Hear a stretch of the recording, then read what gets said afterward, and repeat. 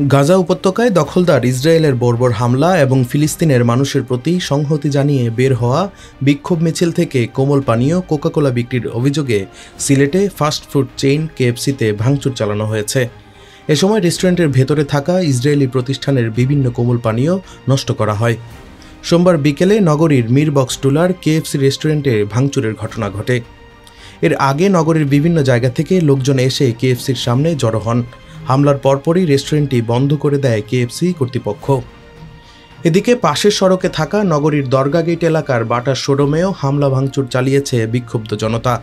এ সময় দোকানের কর্মচারীরা ভয়ে বের হয়ে যান বলে জানান প্রত্যক্ষদর্শীরা। বিক্ষোভকারীদের অভিযোগ, নিরস্ত্র ফিলিস্তিনিদের গণহত্যাকারী ইসরায়েলি কোনো প্রতিষ্ঠানের ঠাঁই হবে না এদেশে। খবর পেয়ে ঘটনাস্থলে গেছে আইনশৃঙ্খলা রক্ষাকারী বাহিনী। দেশের পাশে, বিশ্বের সাথে, মেট্রো টিভি।